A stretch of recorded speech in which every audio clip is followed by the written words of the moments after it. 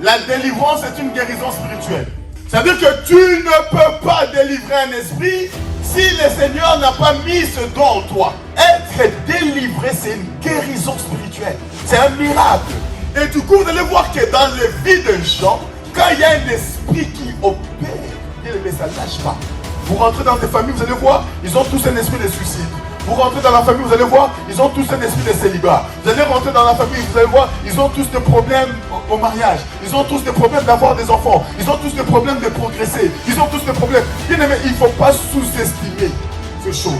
Il faut mieux être prisonnier de l'état qu'être prisonnier spirituel. Parce que la prison physique peut se terminer. Tu peux en mourir et tes enfants ne vont pas en pâtir. Mais la prison spirituelle, même après ta mort, ta descendance peut en pâtir.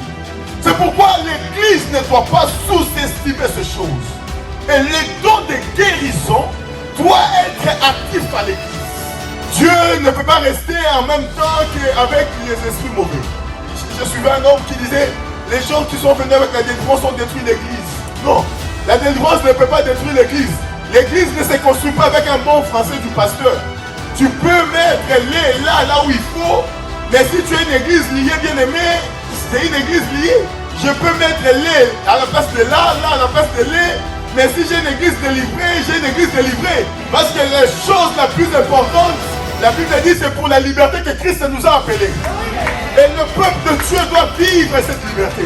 Et le seul moyen que le peuple de Dieu doit vivre cette liberté, l'Église doit avoir les dons de guérison.